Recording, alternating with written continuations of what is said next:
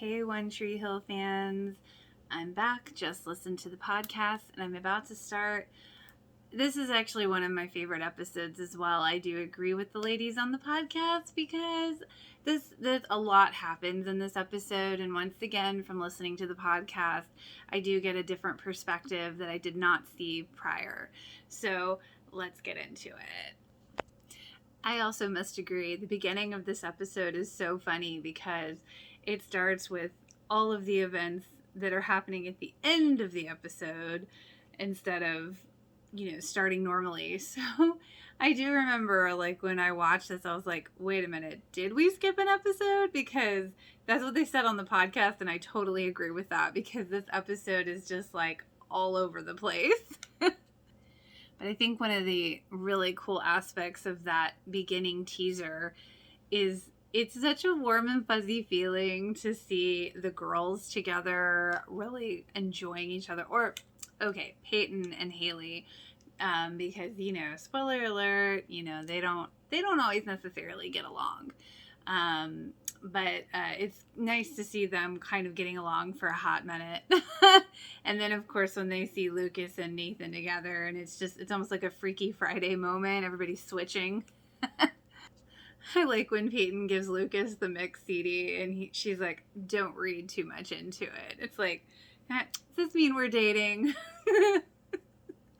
And of course, the moment that Nathan runs up to Haley, you should come to the game. I'll look for you. That cocky confidence. I love when Deb is just like, Dan, can we have 48 hours without basketball?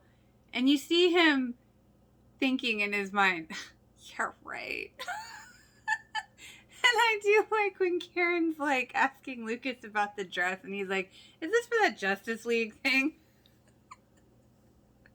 I love when Lucas tells Karen, you're not exactly old, Mom. Thanks. And then she's like, good luck with your game. You too, Ma. Okay, I totally forgot about Brooke flashing her ass in the webcam. It's what they're there for. Tonight's theme is defense. Whitey. He cracks me up. I swear, every time he's on screen, I just smile. I'm like, ooh, what gem do you have for us today? Oh my god, I forgot Mal said that. Where the pirates always suck and the livestock is nervous. Oh my god. Haley's like, I'd rather not be associated with your lunacy, Mouth. Oh, Brooke, you're so funny. You think Haley loves Lucas, and I won't say she did. She doesn't know she likes Nathan yet. Okay, hold on. That big rectangle +1. And I totally how did I miss that? Haley's sitting there with the bracelet. And yes, Nathan totally gives her the nod, but I think it's a sweet nod because she's all like, hey, yeah, what's up? Brooke's all like, that's the hookup after the game nod. Oh, wow. Nathan's all taunting Lucas. Oh, Haley's looking fine tonight. Can't wait to get with that. Ew. Okay, how did I miss all this banter before when then Lucas shoots back and he's telling Peyton, I saw Nathan in the shower. No wonder you broke up with him. Just the reaction from Brooke is everything. Oh, poor Brooke got hit. I mean, they just fell on her. Poor Whitey. They're on the same team. He's so mad. It's like, ah! I like that Whitey kicks them off the bus because Whitey is a representation of old school way of doing things. And sometimes I just think we need more of that because sometimes that shit just worked, Brooke's little flirting her way to painkillers. It totally does happen. Totally don't do that at home. Don't do that, kids. It's not cool. You never know how something's going to affect you. But, it's still kind of funny to see it because it kind of represents this whole idea that, Brooke is really used to kind of getting her way. So that's kind of what we see in the beginning of Tree Hill with Brooke's character. when Lucas is like, about to get in the car because they took Nathan, I have to wonder if there's like a moment of conflict, like, okay, am I doing this because I'm a good person or because this is essentially my brother? It's like conflict. Oh my god, that guy's all like, oh, she found some pills on the floor. Please. And then she's like so messed up and she's like, oh my god, what's your name? Oh, I don't like that name. We'll call you Brooke. Oh, can she come, Peyton, please? Can Brooke come? I think that is so funny because it kind of shows how almost conceited Brooke is even when she's messed up. She's like, she still loves Brooke, And then like Haley's just like, oh my god, what am I getting myself into? Because Peyton's like, fine, whatever. Something I never really thought about was on the podcast they were saying how, Keith is the older brother, Dan is the younger brother, and there's like an envy there, but it works both ways. They're both envious of each other for different reasons, and how that's history repeating itself with Lucas and Nathan. So I never really thought of that. So I think it's kind of cool that they pointed that out because upon watching this now, I really do see that thought process between all of them. Oh my god, a starter's pistol? Really? And oh my god, at the dinner, when Deb and Dan show up and Karen and Keith are there, and it's just, you can feel that tension, but it's like almost delicious as the viewer. Can we just talk about how absolutely cut Lucas is with his shirt off in this episode? Oh my god. I must give props to Sophia Bush playing Brooke's character, inebriated or on pain pills. She did it so great. It was so funny and believable. When she throws her pom-poms out of the car, or when the gas light dings and she's like, I hear birds. And then when she looks at Haley and she's like, answer the question, Brooke. Like, okay, so you really don't like to take responsibility even when you're messed up. I feel like Nathan took that as an opportunity to really beat the hell out of Lucas. I never know, like, was this your plan all along to get the keys, or were you just enjoying beating the hell out of Lucas? Because he did throw the first punch, but then it's like, you see them kind of band together to work, against these idiots, and it's like, I feel like it's almost foreshadowing, because it's a rough start, but it's a start to where I think they eventually go. If I'm not back in an hour, tell me. Oh my god. Brooke is so silly. She's like opening the car hood. She's like, ha ha ha. And Peyton's like, there's still no signal. Who lives like this? Everyone before the 90s. Oh my god. When Peyton says she'll go with Haley to the gas station and Brooke's like, what about me? And so they like lock her in the car and she's like, I could suffocate in here. So good. She's like, I'm scared. And I do agree. Don't leave your girlfriends in the car. I mean, like, even if they're messed up, that's not cool, man. But then sometimes, if they're going to be a more impediment to your journey, I don't know. It's one of those life quandaries. Oh my god. Dan, like, bragging about his dealership, all I can think is, look at my big wee-wee. And then, like, Keith is like, yeah, I fix the junk that he sells. Good one, Keith. And then Keith comes back with it. Wasn't that Deb's money?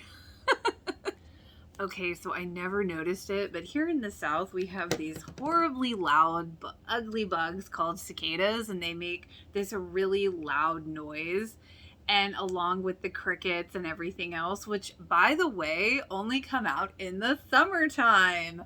So, yeah, I didn't realize what they were talking about, that they had to make it look cold on this episode because they're wearing jackets. But I'm like, listening to this now, I'm like, oh my god, That's summer noises. How did I not hear that before? They really wanted to put you in that mindset that it's cold outside, but there's crickets and things out there that don't come out in the wintertime. Totally killed the fantasy. But you know what? I'm glad to know, because now I'm going to start listening to this stuff, because that man, the magic of TV, right? This whole moment with Haley and Peyton walking, and they're kind of, talking to each other about Lucas and Nathan. I really like the point that Peyton made about, if you like Nathan, why would you worry about Lucas? That's his problem. He's not going to, if he asked me out, he wouldn't ask permission from you to ask me out.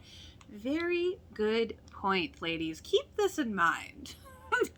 Let's just say that whole conversation between Deb and Keith is so all the feels. You sense the, relationship of at least friendship between them that could be more, spoiler, kind of. Seriously, everything she says is just fantastic. There's chemistry there, but you're not really sure what it is. And then he's so sweet, and when she asks about Karen and that adorable look on his face, it's oh, so much going on in that one conversation. I know that Nathan says that he had to sucker punch Lucas, but I think he kind of took that pot shot anyway. And then when Lucas takes off his Keith Body Shop hoodie and gives it to Nathan, I think that's really symbolic. It's oh, he's wearing Keith's hoodie. Did you ever think that would happen? And then you see how smart Nathan is, because he's oh, I really kept the key. It's see, you're not dumb. You're not a dumb jock. I think at that point you can really kind of get a good glimpse. Okay, what does Haley see in him beyond the looks and the charm? There it is. I totally forgot about the gas station being closed when Peyton and Haley got there. Gas stations that close? They're not all 24 hours? Oh God, siphoning gas. Ew, but Haley is so resourceful. And then Peyton is oh, had a lot of practice. That was great. Oh my God, the story that Nathan shared with Lucas about getting literally kicked in the ass by Dan as a kid. It's that is awful. Why did no one call the CPS? Seriously, that's child abuse. What the hell? And then Dan's all I haven't heard from you, Nathan. I'm starting to get worried. Leave me your stats. Dude. Ugh. Dan is so childish when she's well, I thought we said no basketball. And he's what do you want from me? It's okay, how old are you? I really wish Keith had hit Dan. Oh, if he hadn't been so boozed up, I'm sure he would not have missed. Brooke ass up, passed out. Oh my God. And wait a minute. Oh, okay. So she must have been breathing into Peyton's pom-poms, because she threw hers out the window. I like when Deb's Nathan fighting with his brother. Gee, wonder where he gets that, Dan. I do see why Deb and Dan worked at one time, because she definitely seemed to be the only one that could give him any kind of reality check. Okay, so Haley tells Peyton he cares about you, meaning Lucas. She's yeah. And then do you see Haley take off the bracelet? In that moment? It's kind of weird. Oh, Keith telling Karen he loves her. That's a moment. And you can just feel just how, Karen just oh no. I don't know how to feel about that. And then when Brooke is coming back to her Brookishness, and she's this is so tragic. You two don't think you're going to be friends tomorrow. It's oh, Brooke. Oh, just wait. Oh my God, Lucas and Nathan have that moment where it's you didn't have to get in the car, and, and who am I going to fight with? Same person I have. deep. But then they're like, he's like, don't take advantage of Haley. It's like, you know, Nathan's all like, bring it on. Like, oh, dude. And then he drops that facade to have that other, like, you know, kind of moment with Lucas. It's like, foreshadowing. It's like the second the guys got in the car with the girls, the fun was over. Reality set in. And then the next day, you see Haley kind of smile up at the girls, and they just, you know, don't even notice her. And it's just like, oh, God, it's such a shitty moment. It's like, ah! Another great episode, and this one was a deep one. I think a lot of things happened. And once again, I see it in a different light after listening to the podcast. So this has been a fun journey so far, and it's just the beginning. So I hope you guys enjoyed. If you did, feel free to like and subscribe, and I will see you next week.